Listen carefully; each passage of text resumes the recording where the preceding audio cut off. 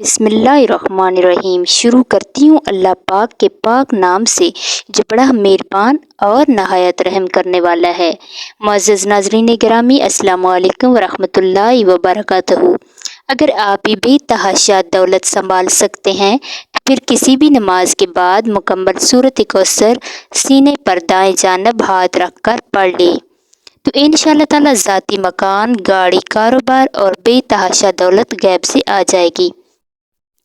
मोहतरम नाजरीन और सामीईन कराम, आज का ये कीमती वजीफ़ा जो मैं अभी आपको बताने जा रही हूँ, इस वजीफ़े की इतनी बरक़ात हैं कि इंशाअल्लाह ताला गैब से आपके बिगड़े काम संवरते जाएंगे।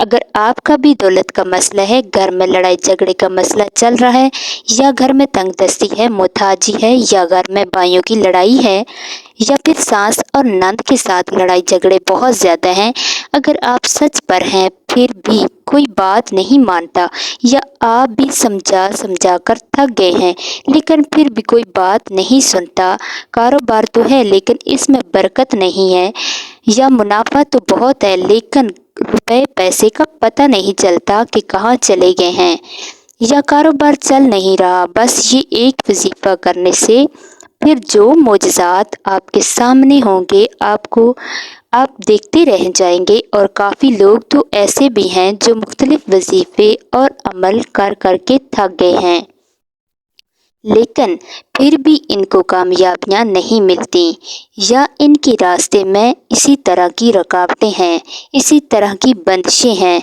तो इनके लिए भी ये ख़ास अमल है, ये एक ख़ास वजीफ़ा है।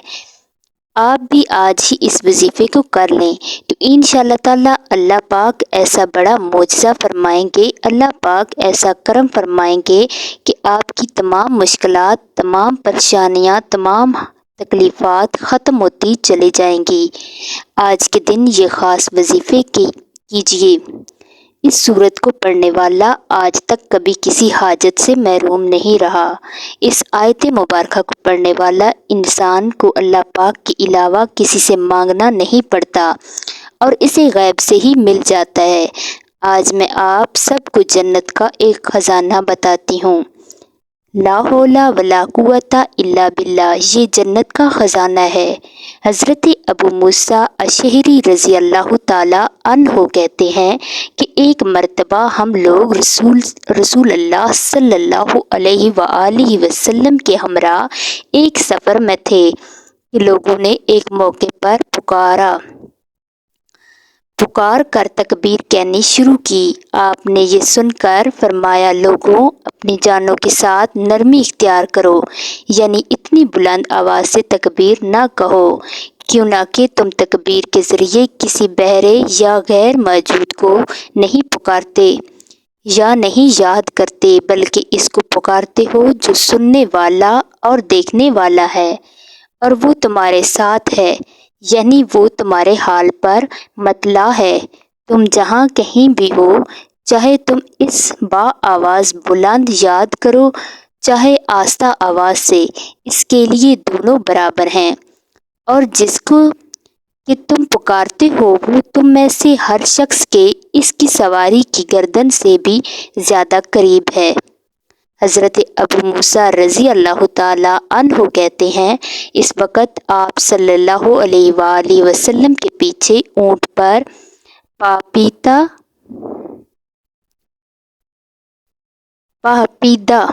था और अपने दिल में ये पढ़ रहा था, ला हौला वला कुव्वता इल्ला बिल्लाह, कि आप सल्लल्लाहु अलैहि वसल्लम ने फरमाया, अब्दुल्ला बिन कैस ये हज़रत अबू मूसा का नाम है, क्या मैं तुम्हें जन्नत के ख़जानों में से एक ख़जाना ना बतला दूँ?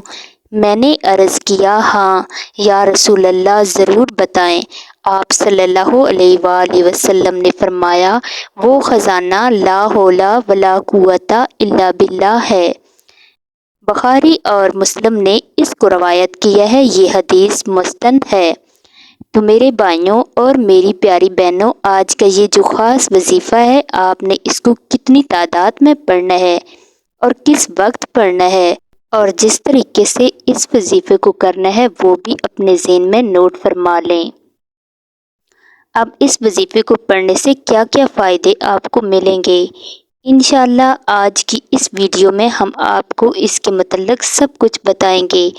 اب آپ نے اس سورت کو کیسے پڑھنا ہے اور کس ترتیب سے پڑھنا ہے، کتنی تعداد میں پڑھنا ہے، آپ سب یہ طریقہ کار اچھی طرح سے جان لیں، کیوں نہ کہ جب تک آپ کو وظیفے کے طریقہ کار کا نہیں پتہ ہوگا پھر کوئی بھی وظیفہ یا عمل بالکل بھی اثر نہیں کرتے۔ یہی وجہ ہوتی ہے کہ لوگ کہتے ہیں کہ ہم وظیفہ کر کر کے تھک چکے ہیں لیکن کوئی بھی وظیفہ اثر نہیں کرتا۔ ان کے کرنے میں کچھ خاص احتیاط ہوتی ہے۔ سب سے پہلے یہ کہ کس وقت آپ نے اس عمل کو کرنا ہے۔ دیکھیں، آپ فجر، ظہر، عصر، مغرب، عشاء، تہجد، چہاشت یا پھر اشراق غرض کسی بھی نماز کے بعد کر سکتے ہو۔ اگر یہ بھی ٹائم نہیں تو آپ 2 رکعت نفل پڑھنے کے بعد بھی اسے کر سکتے ہیں، لیکن وہ 2 نفل صلاۃ الحاجات کے ہونے چاہیے، کیوں نہ کہ اس کے کرنے میں کوئی پابندی نہیں ہے، بلکہ جب بھی آپ کو وقت ملتا ہے اور آپ کو لگتا ہو کہ آپ اس وقت اس وظیفے کو بآسانی کر لیں گے تو آپ اس وظیفے کو کر سکتے ہو۔ اس میں کوئی پابندی نہیں ہے، کوئی بھی مرد کر سکتا ہے، کوئی بھی عورت کر سکتی ہے۔ اکثر کچھ مردوں کو مشکلات کا سامنا ہوتا ہے، کیوں نہ کہ مرد اپنی بیوی بچوں کے لیے، اپنا گھر پالنے کے لیے باہر محنت مزدوری اور مشقت والا کام کرتے ہیں۔ کوئی نوکری پیشہ ہے اور کوئی کھیتوں میں کام کرنے والے ہوتا ہے۔ یہ مشکلات صرف مردوں کو ہی نہیں ہوتی بلکہ اسی طرح کچھ عورتوں کو بھی بہت سے مسائل ہوتے ہیں، لیکن وہ پھر بھی اس عمل کو کر سکتی ہیں۔ اور میرا مشورہ تو میری بہنوں کے لیے یہی ہے کہ وہ تو لازمی کریں تاکہ آپ کی زندگیوں میں بھی آسانیاں آئیں۔ اللہ کرے کہ آپ کا دامن بھی خوشیوں سے بھر جائے۔ جو بھی آپ کے مسئلے مسائل ہیں، بس آپ نیت رکھ کر یہ پڑھیں گے، یہ عمل کریں گے تو آپ کے مسائل حل ہو جائیں گے۔ انشاءاللہ اس وظیفے کی برکت سے اللہ پاک کی آپ پر خصوصی رحمت ہوگی، لیکن شرط صرف اس کی یہ ہے کہ یہ وظیفہ صرف کسی بھی نماز کے بعد کیا جا سکتا ہے، اور اگر آپ نماز کے بغیر اسے کریں گے تو یہ وظیفہ بالکل بھی اثر نہیں کرے گا۔ اب وقت کی قلت کو مد نظر رکھتے ہوئے وظیفے کی طرف چلتے ہیں۔ سب سے پہلے آپ نے اعوذ باللہ من الشیطان الرجیم بسم اللہ الرحمن الرحیم پڑھنا ہے۔ یہ وظیفے کا لازمی حصہ ہے اور اسے آپ نے 3 بار لازمی پڑھنا ہے۔ اس کے بعد آپ درود شریف پڑھیں گے۔ درود پاک آپ نے ابراہیمی درود پڑھنا ہے۔ آئیں ایک بار میرے ساتھ بھی پڑھیں۔ اللہم صلی علی محمد وعلی آل محمد کما صلیت علی ابراہیم وعلی آل ابراہیم انک حمید مجید۔ اللہم بارک علی محمد وعلی آل محمد کما بارکت علی ابراہیم وعلی آل ابراہیم انک حمید مجید۔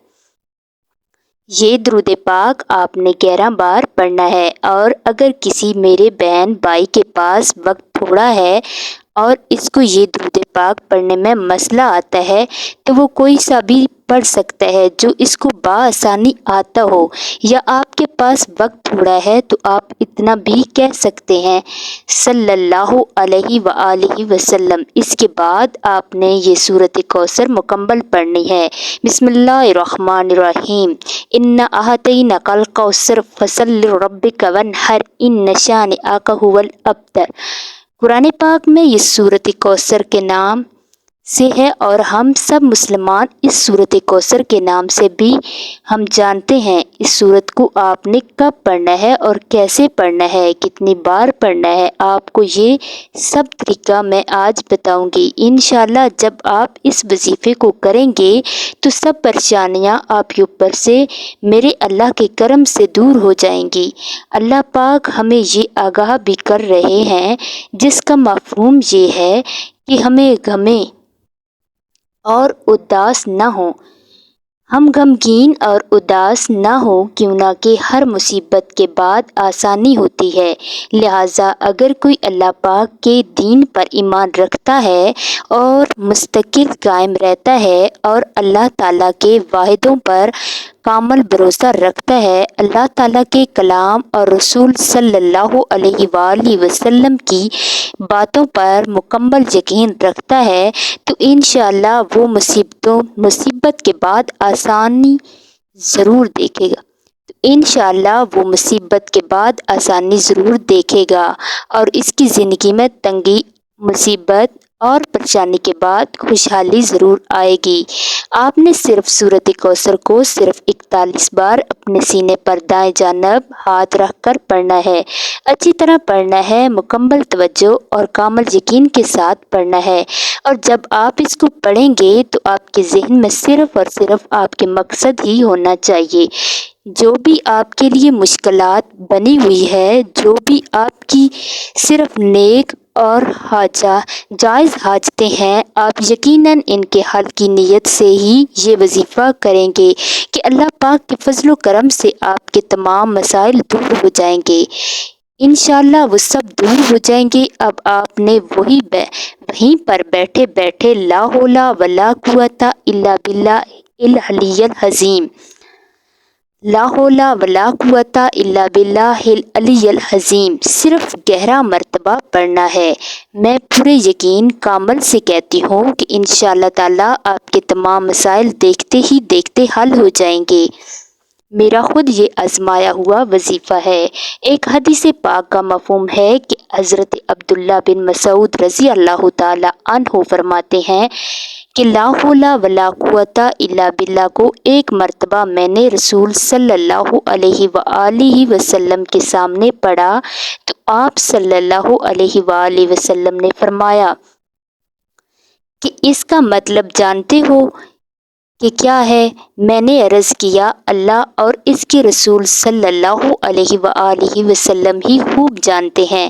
پھر آپ صلی اللہ علیہ وآلہ وسلم نے خود ہی ارشاد فرمایا کہ اس کا مطلب یہ ہے کہ نہیں ہے کسی قسم کی قوت اور طاقت مگر اللہ کی مدد سے، یعنی اس کا مفہوم یہ ہے کہ میں اللہ کی مدد اور نصرت کے بغیر کوئی کام بھی کرنے کی طاقت، ہمت، قوت نہیں رکھتا۔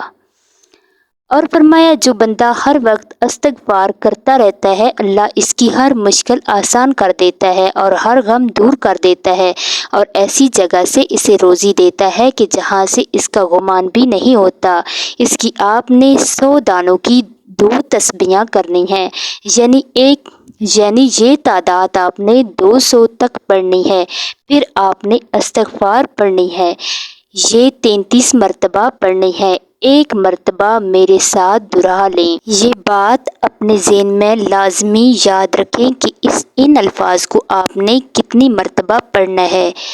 ان الفاظ کو آپ نے صرف اور صرف 33 مرتبہ ہی پڑھنا ہے، اور وہ الفاظ یہ ہیں: استغفر اللہ العظیم الذی لا الہ الا هو الحی القیوم واتوب الیہ۔ اس کے بعد آپ نے دعا کرنی ہے: سبحان اللہ یا رب الکریم، یا اللہ آپ کو اپنی شان کریمی کا واسطہ ہمیں گناہ گاروں پر اپنے گھر کے دروازے بند نہ کرنا۔ ہم سیاہ کار ہیں، گناہ گار ہیں، لیکن پھر بھی تیرے ہی بندے ہیں۔ پروردگار تیرے سوا ہمارا کوئی سہارا نہیں ہے۔ یا ذوالجلال والاکرام، ہم تجھ ہی سے اپنے ہر گناہ کی معافی مانگتے ہیں۔ ان گناہوں کی معافی مانگتے ہیں جو ہم سے جانے یا انجانے میں ہوئے، اور ان گناہوں کی بھی معافی مانگتے ہیں جو تنہائی میں ہوئے یا پھر محفل میں ہوئے، ہم سے نادانی میں سرزد ہوئے یا ہم سے جان بوجھ کر کیے۔ اے اللہ اپنی شان کریمی کے صدقے، اپنے کعبے کی عظمت کے صدقے ہمیں معاف کر دے، ہمارے تمام صغیرہ اور کبیرہ گناہ معاف فرما دے۔ تمام دوستوں سے گزارش ہے کہ اللہ پاک سے سچے دل سے معافی مانگے۔ اللہ تعالیٰ ہمارے اس وظیفے میں کی گئی کمی کوتاہی کو معاف فرمائے اور ہمارا یہ نذرانہ اپنی بارگاہ میں قبول و منظور فرمائے۔ آمین۔ اللہ تبارک و تعالیٰ ہم سب کا حامی اور ناصر ہو۔ اللہ تعالیٰ ہمیں نیک کام کرنے کی ہدایت توفیق عطا فرمائے اور ہر برے کام سے بچنے کی ہدایت عطا فرمائے۔ اللہ حافظ۔